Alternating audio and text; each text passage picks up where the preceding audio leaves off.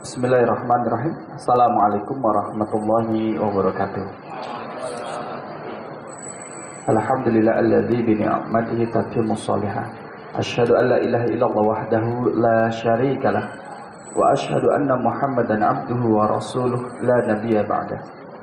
Allahumma shalli wa sallim ala nabiyyina wa rasulina Muhammad sallallahu alaihi wasallam wa ala alihi wa ashabihi wa man tabi'ahum bi ihsan ila yaumiddin. Qala Allah azza wa jalla fi kitabihil karim. A'udzu billahi minasy syaithanir rajim. Bismillahirrahmanirrahim. Fadzakir in nafa'atil dzikra sayadzakkaru man yakhsha wa yatajannabuhal ashqal ladzi yaslan narul kubra thumma la yamutu fiha wa la yahya qad aflaha man tazakka wa dzakara isma rabbih fasalla bal tu'thiruna al-hayatad dunya wal akhiratu khairu wa abqa inna hadza lafis suhufil ula suhufi Ibrahim wa Musa. Amma ba'd. Jamaah rahimakumullah, pada malam kali ini kita melanjutkan maqta' yang kedua dari surat Al-A'la. Setelah kemarin kita mengambil maqta' yang pertama terkait dengan ayat yang ke-1 sampai ayat yang ke-8, yaitu yang berkaitan dengan keagungan Allah Subhanahu wa ta'ala, di mana kita juga diperintahkan untuk menyucikan Allah dari segala sifat yang tidak layak disematkan kepadanya. Maka pada maqta' yang kedua ini, ayat 9 sampai yang ke-19, itu nanti akan berbicara terkait dengan at-tazkirah, mengingatkan, sama at-tazkiyah, membersihkan diri dan berbuat untuk akhirat. Jadi di mana kita diperingatkan untuk memberi peringatan kepada orang lain, atau kita mau diperingatkan oleh orang lain dengan Al-Quran, kemudian membersihkan diri dari segala bentuk kekufuran, kesyirikan, atau hal-hal yang menentang daripada perintah Allah, kemudian kita berbuat untuk akhirat kita. Jadi berbuat untuk akhirat artinya adalah mempersiapkan diri untuk di akhirat kelak. Untuk mengawali jamaah rahimakumullah, mari kita baca bersama surat Al-A'la dari ayat yang pertama sampai ayat yang terakhir. Kita mulai dengan ta'awudz dan basmalah. Monggo. A'udzu billahi minasy syaithanir rajim. Bismillahirrahmanirrahim. Sabbihisma rabbikal a'la alladzi khalaqa fasawwa walladzi qaddara fahada walladzi akhrajal mar'a faj'alahu ghusa'an ahwa sanuqri'uka fala tansa illa ma sya'allah innahu ya'lamul jahra wa ma yakhfa wa nuyassiruka lil yusra fadzakkir in nafa'atiz dzikra sayadzakkaru man yakhsha wa yatajannabuhal ashqa alladzi yaslan narul kubra thumma la yamutu fiha wa la yahya qad aflaha man tazakka wa dzakara isma rabbih fasalla bal tu'thirunal hayatad dunya wal akhiratu khairun wa abqa inna hadza lafis suhufil ula suhufi Ibrahim wa Musa. Ya. Pada ayat yang ke-9 Allah berfirman, Fadzakir oleh sebab itulah berilah peringatan. Zakara yudzakiru. Zakir. Jadi kalau zakara yadzikir, zakara itu memberi peringatan. Kalau zakara ala wazni fa'ala yufa'ilu, melakukan pekerjaan berulang-ulang.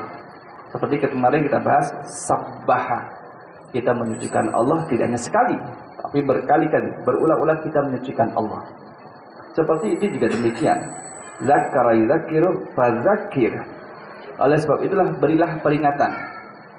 In nafa'atiz zikra, karena peringatan itu bermanfaat. Peringatan itu bermanfaat. Sebagaimana nasihat dalam kehidupan kita itu juga bermanfaat. Ad-dinun nasihah. Agama adalah nasihat. Bayangkan kalau kita hidup tanpa nasihat. Bayangkan kalau kita hidup tanpa peringatan. Seolah-olah yang kita lakukan itu semuanya benar. Dijustifikasi benar. Ini benar. Kan menurut saya ini benar. Padahal tidak. Maka dengan adanya peringatan ini diperingatkan bahwa ini salah, ini benar. Ukuran salah dan benar bukan dari diri pelakunya. Saya kan senang, saya menikmati pekerjaan ini, saya menikmati perbuatan ini. Tidak setiap yang dinikmati oleh pelakunya dari pekerjaan itu dikatakan benar. Ada standarnya sendiri, yaitu syariat. Min husni islamil mar'i tarkuhu ma la ya'ni.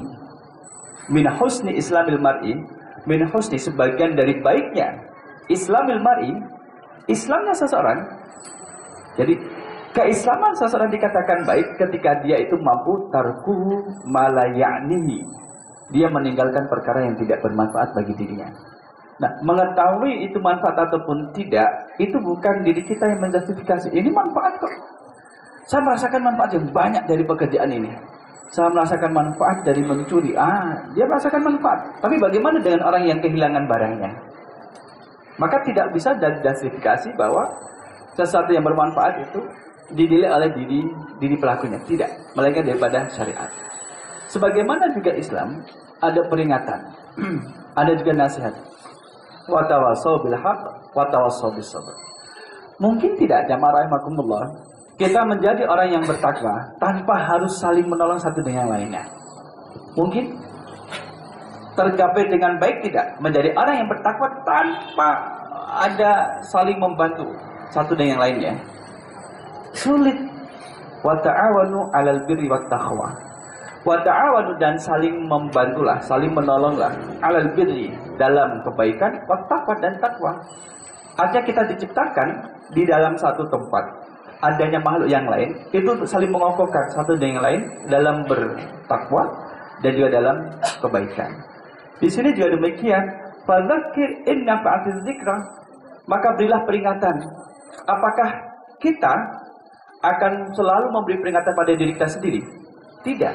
Tentunya ada pihak lain yang harus kita peringatkan. Sebagaimana Nabi Muhammad SAW itu memperingatkan umatnya. Sebagaimana juga Nabi Muhammad diperingatkan oleh Allah melalui malaikat Jibril.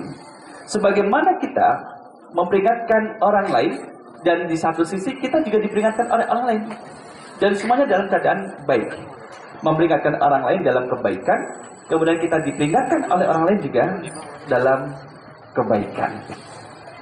Nah, inilah fadzakir in nafa'atiz zikra. Akan tetapi jamaah rahimakumullah, peringatan ini memiliki dua fungsi, dua kegunaan. Ada kalanya peringatan yang disampaikan itu berguna, yang pertama. Yang kedua, ada kalanya peringatan yang disampaikan itu tidak berguna. Apa setiap kali kita memperingatkan orang lain itu pasti diterima? Tidak. Tidak mesti, tidak selalu ketika kita memberi peringatan kepada orang lain itu diterima. Tidak mesti dan tidak setiap Rasul memberi peringatan kepada umatnya itu mereka menerima. Tidak.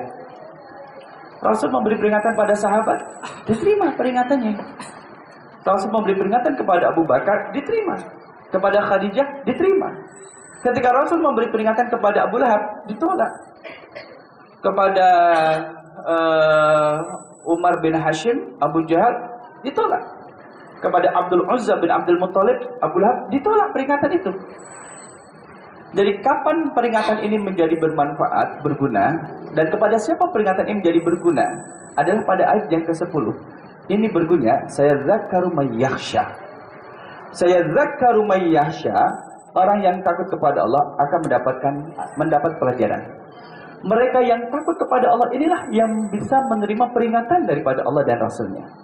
Orang yang takut kepada Allah dengan adanya yaumul hisab, hari perhitungan, inilah yang bisa menerima peringatan. Orang yang takut kepada Allah, dia meyakini bahwa akhirat itu ada, balasan itu ada, ini yang bisa menerima peringatan. Orang yang yakin bahwa ada surga dan neraka, surga bagi mereka yang bertakwa dan neraka bagi mereka yang ingkar, ini yang bisa menerima peringatan. Maka kita memposisikan diri kita di posisi yang manakah kita ketika dihadapkan dengan peringatan. Apakah kita ini termasuk orang yang menolak terhadap peringatan itu? Apakah kita ini termasuk orang yang menerima peringatan yang disampaikan kepada kita? Allah berfirman, "A'udzubillahi minasyaitonir rajim, wa man a'rada 'an dzikri fa inna lahu ma'isyatan dzanka." Barang siapa yang berpaling dari peringatanku, berpaling daripada Al-Qur'an, dikasih peringatan dari Al-Qur'an, dia berpaling. Ada saja alasannya untuk menolak peringatan yang bersumber daripada Al-Qur'an. Fa inna lahu ma'isyatan dzanka. Allah akan berikan dia kehidupan yang sempit. Dan Allah akan bangkitkan dia pada hari kiamat dalam keadaan buta. Karena dia berpaling daripada peringatan. Maka jamaah rahimakumullah, ketika kita adalah orang yang berupaya untuk menggapai ketakwaan di sisi Allah, orang yang takut terhadap azab Allah, maka kita harus mudah menerima peringatan dari Allah. Yaitu Al-Quran yang disampaikan kepada kita. Kita mudah menerima peringatan yang bersumber daripada hadis Rasul Sallallahu Alaihi Wasallam. Itu peringatannya. Tapi kalau kita menganggap Allah itu tidak ada, sehingga apa yang terjadi? Perbuatan buruk dia lakukan dan menganggap Allah itu tidak ada. Ini orang yang berani menentang terhadap larangan Allah, itu dianggap seolah-olah Allah itu tidak ada. Allah adanya besok di hari akhir. Kalau dia tidak ada Allah, maka dia berani melakukan kemaksiatan, kejahatan, kemudian apa-apa yang dilarang oleh Allah dan Rasulnya dia lakukan. Artinya dia tidak menunjukkan, tidak memasukkan rasa takut kepada Allah ke dalam dirinya. Sehingga yang ada adalah keberanian. Kalau kita lihat dalam pendapat Imam Ghazali terkait dengan al-khawf dan roja. Apa arti khawf? Takut. Apa arti roja? Berharap. Jadi roja adalah berharap, kemudian khawf itu adalah takut. Roja dan khauf, takut dan berharap, ini oleh Imam Ghazali sebaiknya seimbang antara roja dengan khauf, antara berharap dengan takut. Kalau berharapnya ini lebih besar, berharap ini pemahamannya adalah orang ini, hamba ini mengetahui bahwa Allah adalah zat yang maha mengampuni. Allah adalah zat yang maha menerima taubat. Dia tahu, iya, Allah memang zat yang maha mengampuni, Ghafur. Dan Allah menerima taubat, Tawwab. Jadi karena dia tahu bahwa Allah demikian itu, maka dia berani untuk bermaksiat santai, nanti bertobat kepada Allah, nanti minta ampunan kepada Allah, selesai, beres. Dikatakan demikian. Ini orang yang rojaknya itu terlalu besar, tidak dibarengi dengan takut. Tetapi kalau orang yang khaufnya, rasa takutnya lebih besar daripada roja, orang yang khauf, rasa takutnya takut kepada Allah, dia pernah punya riwayat berbuat dosa, takut tidak mau melakukan kebaikan lebih daripada itu, tidak mau memberikan nasihat kepada orang lain, karena dia kebayang dengan dosanya sendiri. Ya Allah, kenapa saya harus memberi nasihat pada orang lain? Saya menasihati diri saya ada sulit. Kenapa saya harus memperingatkan keluarga orang lain, sedangkan saya tidak mampu untuk memberi peringatan kepada keluarga sendiri? Jadi yang ada adalah rasa ketakutan terlalu besar, sehingga dia lupa bahwa Allah itu adalah tempat untuk roja, tempat untuk berharap. Dia takut dengan dosanya, dia lupa bahwa Allah itu bisa mengampuni dosa-dosanya dia. Sebesar gunung dosanya, atau sebanyak butiran pasir di pantai, kalau dia mau bertobat, Allah akan memberikan tobat kepadanya. Kalau dia meminta ampunan kepada Allah, Allah akan berikan ampunan kepadanya. Ini antara khauf dan roja seimbang. Terlalu besar takutnya sehingga melupakan bahwa Allah itu memiliki ampunan. Terlalu besar roja harapannya, itu menjadikan orang ini terlalu berani untuk melanggar dan juga melewati batas-batas daripada hukum Allah Subhanahu wa ta'ala. Nah, jamaah rahimakumullah, dalam ayat yang sebelum saya zakaru may yakhsha, Sayadzakkaru may yakhsha, maka bermanfaatlah peringatan ini bagi orang yang takut kepada Allah Subhanahu wa taala. Bagaimana kita memunculkan rasa takut kepada Allah?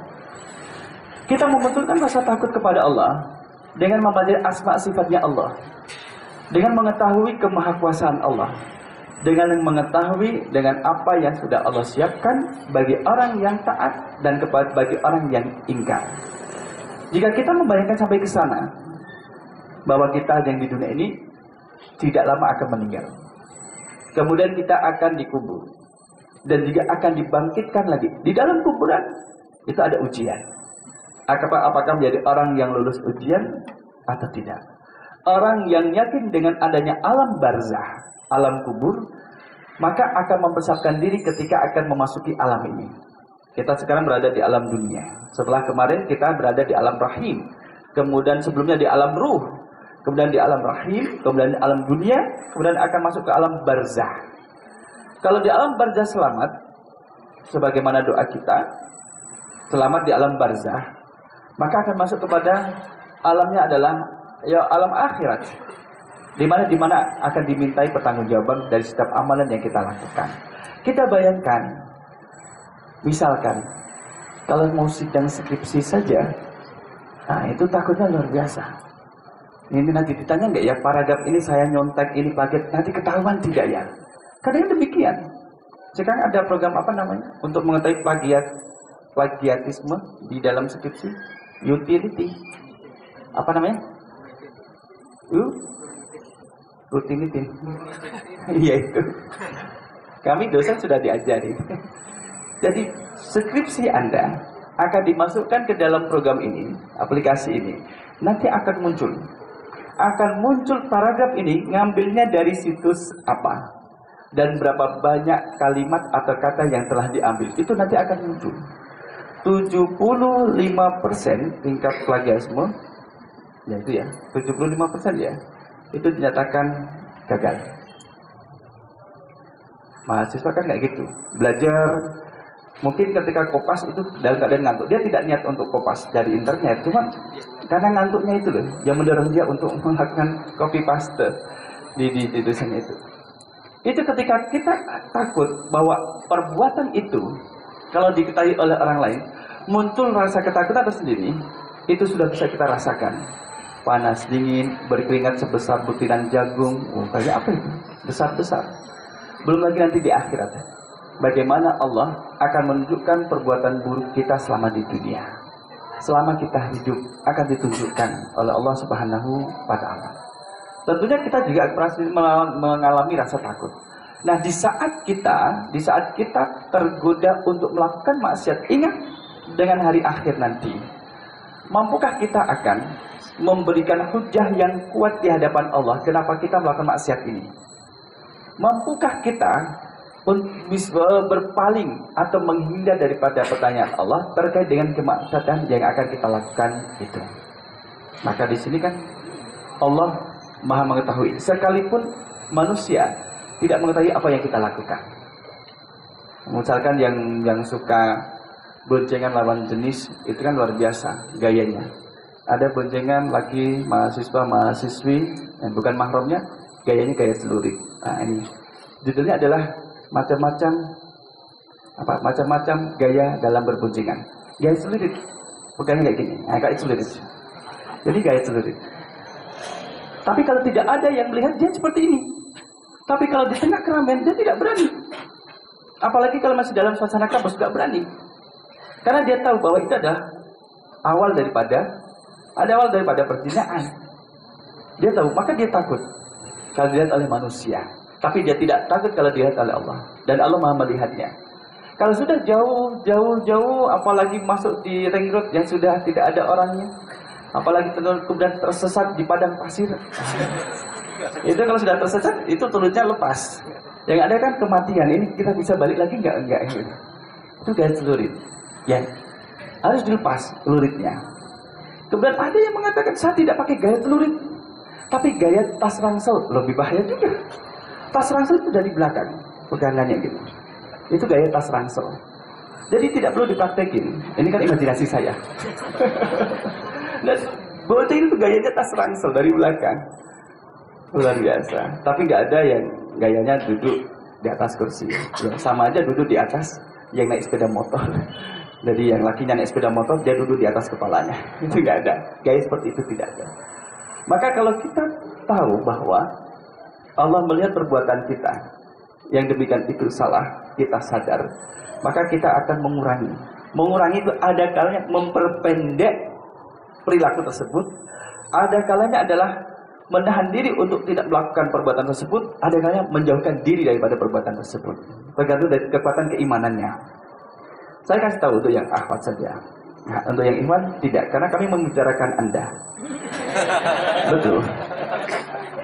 Penelitian kalau tidak di Prancis atau di Inggris, lelaki ketika duduk berdampingan dengan perempuan, tentunya lawan jenis, lelaki asli dengan perempuan asli, ketika duduk berdampingan dan dia tidak ada hubungan mahram, tidak ada, jadi sama-sama asing, maka lelaki ini memiliki pikiran bersih bertahan maksimal 15 menit.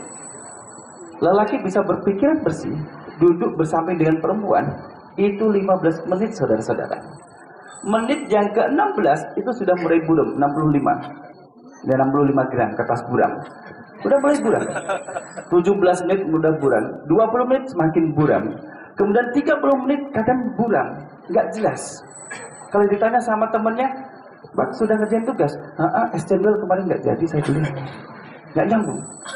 Jadi pikiran lelaki itu bertahan jernih, fresh, pikirannya tidak pikiran kotor, itu 15 menit.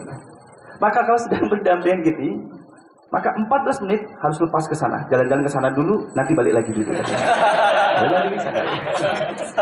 Ya jangan dibahas seperti itu. Tapi memiliki kemampuan untuk bisa berpikir jernih 15 menit. Nah, itu dalam sebuah penelitian, tentunya juga dalam satu pendapat. Tergantung lelakinya yang seperti apa, kemudian yang perempuannya seperti apa. Kalau misalkan perempuannya itu adalah perempuan gadis usianya adalah 85 tahun, kemudian lelakinya itu juga adalah anak SD, ya tidak masalah saya kira. Itu mungkin anak SD akan berpikir, oh ya Allah, Allah ternyata maha besar. Ada ya orang yang setua ini tidak mati-mati. Malah pikirannya tidak ada aneh, pikirannya lagi santai juga. Oh bagus dan lain sebagainya. Nah jamaah rahimakumullah, saya zakaru mayyakhsha. Agar kita takut kepada Allah, maka kita memahamkan kepada diri kita keagungan Allah, kemahakuasaan Allah. Allah maha kuasa atas diri kita ini. Maka kita akan jadi takut. Tidak bermain-main terhadap Allah, tidak bermain-main dengan hukum Allah. Bermain-main dengan hukum Allah. Salah satu bentuknya adalah yang semula muslim kemudian keluar daripada Islamnya. Nanti ketika tidak nyaman balik lagi kepada Islamnya. Kemudian keluar lagi. Kemudian masuk Islam lagi. Keluar lagi, masuk Islam lagi. Itu bermain-main dengan hukum Allah Subhanahu wa taala. Nah, inilah bentuknya. Nah, jamaah rahimakumullah, pada ayat yang berikutnya adalah Fadzakir in nafa'atiz dzikra sayadzakkaru may yakhsha. Wa yatajannabuhal ashqa. Pada ayat ke-11, dan orang yang celaka, orang kafir akan menjauhinya. Orang kafir akan menjauhi peringatan. Orang kafir akan menjauhi peringatan. Yang tadi ayat yang kita sebut, wa man a'rada an dzikri fa inna lahu ma'isyatan dhanka. Barang siapa yang berpaling dari peringatanku, maka Allah berikan kehidupan yang sempit. Lantas kemudian ada orang yang membantah, ya Allah, saya ini sudah beribadah ya Allah, sudah menyembahmu ya Allah, sholat 5 waktu kami kerjakan ya Allah. Tapi kenapa kehidupan kami masih sempit seperti ini ya Allah? Rizki aja sempit ya Allah. Kemudian masalah juga tidak kunjung selesai ya Allah. Lihat seberang sana ya Allah, Engkau maha mengetahui siapakah dia, bagaimana perilakunya ya Allah, Engkau tahu. Tapi kenapa kehidupannya itu lebih survive, lebih enak, lebih kaya, ceria orangnya. Kadang seorang muslim membandingkan dirinya dengan orang lain, dia menilai dirinya sudah bertakwa, sudah berbuat baik, tetapi Allah memperlakukan dengan apa yang tidak dia inginkan. Sedangkan di seberang sana, orang yang tidak seperti dengan dia, kehidupannya survive. Kemudian dia mempertanyakan kepada Allah, di mana keadilanmu ini ya Allah? Artinya dia tidak sabar dengan ujian tersebut. Jamaah rahimakumullah, ketika Allah memberikan harta yang lebih kepada kita, Maka harus kita ketahui, apakah ini sebagai ujian Allah atas kita, atau ini sebagai istidraj. Apa istidraj? Ngelulu. Ngelulu itu apa? Ngelulu. Bukan ngulu, ngelulu. Saya juga nggak tahu bahasa Indonesianya apa ya. Ada yang tahu ngelulu? Ngelulu itu misalkan orang berbuat salah, tutup kue, tutup kue, teruskan, lanjutkan, selesaikan. Misalkan gini, yang mudah dipahami oleh kita, mudah-mudahan dipahami. Orang punya makanan, mie ayam, baru ditaruh di atas meja, ditinggal ke belakang ambil gelas, ambil air minum, kemudian dimakan oleh orang lain, dimakan. Yang punya tahu, yang punya marah, cuman ngomongnya, lanjutkan, habiskan. Tapi tangannya sambil mengepal. Itu kayak ngelulu, menyuruh. Tapi pada dasarnya itu adalah larangan. Itu istidraj. Maka kalau nanti ada yang mengatakan, Bang, saya suka sama abang. Oh, ini istidraj apa cobaan? Gitu. Ini jangan bagaimana? Nah, itu adalah orang yang diberi rizki, dia mendapat rizki daripada Allah, sedangkan dia tidak taat kepada Allah, maka itu bermakna istidraj.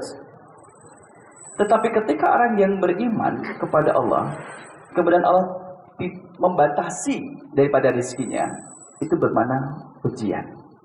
Apakah ujian itu akan dilalui dengan baik atau tidak? Yang namanya ujian, jamaah rahmatullah, itu ada batasnya.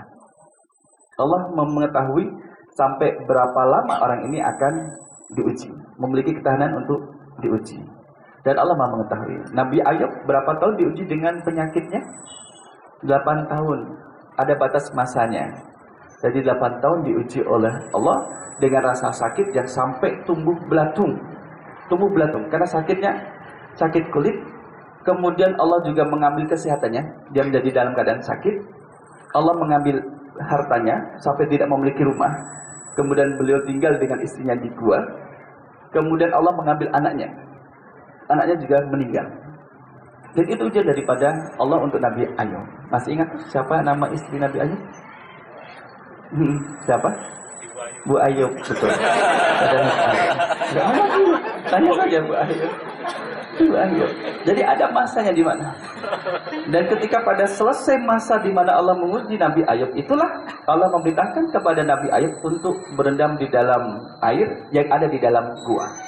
Berendam dalam waktu tertentu, kemudian keluar. Di saat keluar itulah semua penyakit yang ada di kulit Nabi Ayub itu hilang. Dan kulitnya sehat, lebih halus daripada sebelum beliau sakit. Kemudian mukanya juga nampak lebih muda, lebih fresh. Sehingga Bu Ayub itu tidak tahu bahwa lelaki muda tampan yang ada di gua itu adalah suaminya. Nanti kalau Anda sudah menikah, punya suami, kelihatan mukanya tua, suruh berendam di dalam air. Keluar kok masih tua lagi, suruh berendam lagi. Suruh berendam lagi. Nanti kalau berendam yang terakhir tidak muncul-muncul, sudah ikhlaskanlah saja. Nah, jamaah rahimakumullah, itulah ujian daripada Allah. Nah, peringatan itu datang daripada Al-Quran. Orang kafir tidak mau mengambil peringatan daripada Al-Quran. Sedangkan Allah sudah mudahkan bagi kita untuk memahami Al-Quran. Walaqad yassarnal Qur'ana lidzikri fahal mim muddakir. Ada yang tahu surat apa? Az-Zumar ya? Dalam Az-Zumar, jika memang benar itu dalam surat Az-Zumar, 4 kali Allah menyebutkan walaqad yassarnal Qur'ana lidzikri. Dan sungguh, laqad itu 2 kali kata taukid. Sungguh telah kami mudahkan yassarnal Qur'ana lidzikri, kami mudahkan Al-Quran untuk sebagai peringatan. Fahal mim muddakir, adakah orang yang mau mengambil peringatan atau mengambil pelajaran daripada Al-Quran ini? Allah sudah mudahkan Al-Quran. Mau kita baca, Allah mudahkan bacaannya. Mau kita hafalkan, Allah mudahkan cara menghafalnya. Semua sudah dimudahkan oleh Allah. Akan tetapi mau nggak kita sabar, istiqomah, tekun dalam mempelajari, membaca, atau menghafalnya, atau mentadabburinya. Karena kita tidak sabar dan tidak tekun untuk melakukan itu. Nah, jamaah rahimakumullah, tadi kita sebutkan bahwa ada 2 sikap orang ketika dihadapkan dengan peringatan ini. Ada kalanya mereka itu menerima peringatan ini, ada kalanya dia itu menolak. Orang yang menerima peringatan ini adalah mereka yang takut kepada Allah Subhanahu wa ta'ala. Tetapi orang yang menolak adalah mereka orang-orang yang tidak beriman kepada Allah Subhanahu wa taala. Wa yatajannabuhal asyqa. Wa yatajannabuhal asyqa, dan orang yang celaka kafir akan menjauhi peringatan tersebut. Balasan bagi orang yang menjauhi peringatan Allah ini, balasannya, orang menjauhi peringatan Allah ada kala dia sadar bahwa dia melawan atau melakukan sesuatu yang bertentangan dengan peringatan itu, maka Allah berikan balasannya, alladzi yaslan narul kubra. Alladzi yaslan narul kubra, yaitu orang-orang yang akan memasuki api yang besar, yaitu neraka. Mereka inilah yang akan memasuki api neraka. Yaslan narul kubra, masuk kepada an-nar al-kubra, api yang besar. Jadi dikatakan api yang besar ini, berarti api di dunia adalah an-narus sugra, api yang kecil, itu api dunia. Kalau api yang besar adalah api neraka. Itu makna yang pertama. Makna yang kedua adalah an-nar al-kubra, yang dimaksud adalah neraka jahanam, di mana nanti ada tempat yang luas di situ yang akan dimasuki oleh orang-orang yang menentang daripada peringatan Allah Subhanahu wa taala. Yang disebutkan innal munafiqina fid darkil asfali minan nar. Innal munafiqina, sesungguhnya orang-orang munafik itu fid darkil asfal, di dasar atau kerak daripada neraka. Itu adalah mereka.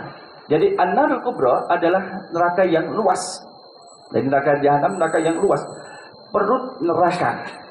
Perut neraka. Disitulah mereka akan ditempatkan oleh Allah sebagai balasan dari pertentangan atau pembangkangan mereka terhadap peringatan-peringatan yang disampaikan oleh Allah, baik melalui Nabi Muhammad atau yang disampaikan oleh orang lain kepadanya. Maka dosa termasuk perbuatan dosa ketika kita berani dengan sadar menentang larangan yang ada dalam Al-Quran. Menentang dengan sadar perintah yang bersumber daripada Al-Quran. Kita tahu, kemudian menyepelekan, menghina daripada perintah itu. Nggak apa-apa. Nanti saya juga bertobat. Ternyata tidak sampai bertobat, dia sudah meninggal. Nah ini bahayanya di situ. Nah jamaah rahimakumullah.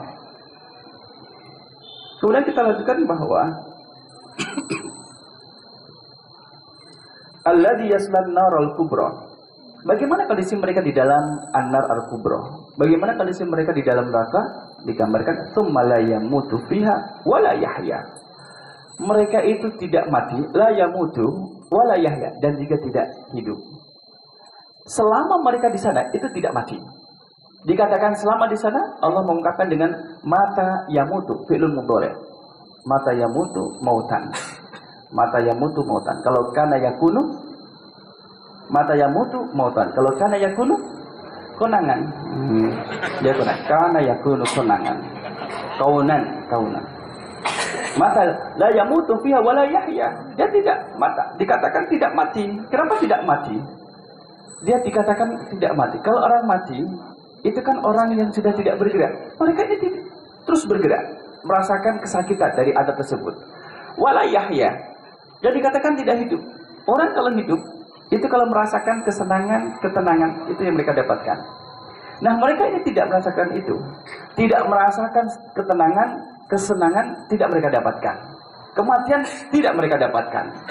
Kalau mereka bisa mati, orang yang di dalam neraka, kalau mereka bisa mati sehingga mengakhiri penderitaan, episode penderitaan di dalam neraka, kira-kira mereka akan memilih mati atau tetap hidup di neraka?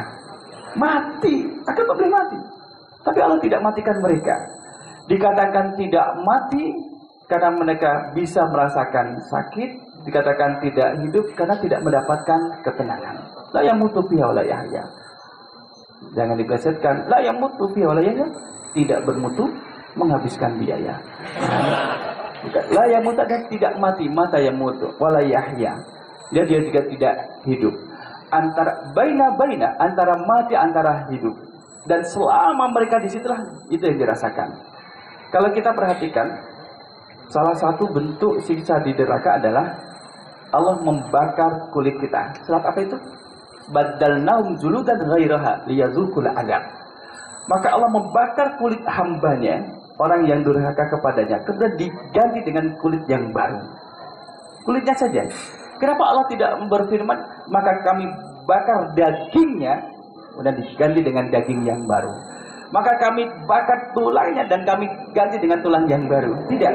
Tapi Allah berfirman, badalnahum juludan ghairaha. Diganti dengan kulit yang baru. Ada apa dengan kulit? Ternyata organ kulit atau kulit kita ini adalah lapisan yang bisa merasakan sakit. Itu kulit. Bukan di daging. Kalau orang misalkan dioperasi, kemudian rasa sakit itu ketika terjadi pembelahan pada kulit. Kalau sudah masuk di daging, katanya tidak sakit. Kalau kena tulang, katanya tidak sakit. Yang tidak percaya silahkan. Saya juga tanya sama ahli dan juga. Iya. Kemudian kita kaitkan dengan ini. Maka kalau orang operasi terluka, orang mohon maaf, na'udzubillah deh, terbakar, itu akan sakit ketika api itu menyentuh kulitnya. Tapi kalau kulitnya sudah habis, dia tidak merasakan sakit. Apalagi kalau sampai pada daging tidak merasakan sakit. Apalagi sampai tulang tidak merasakan sakit. Karena sudah mati. Dia sudah mati. Kalau kulitnya sudah habis, dia tidak teriak lagi, berarti sudah mati. Jadi yang merasakan sakit adalah kulitnya. Maka kalau mau cubit, jangan nyubit orang pada kulitnya. Karena itu sakit. Tapi cubitlah dagingnya. Ya jangan juga, tidak ada. Jangan, karena itu sakit. Kalau tidak mau disakiti, maka jangan menyakiti orang. Maka sampai sini terlebih dahulu untuk kajian tafsir kita terkait dengan peringatan dan mengambil manfaat dari sebuah peringatan untuk kehidupan akhirat kita yang lebih baik. Demikian jamaah rahmatullah.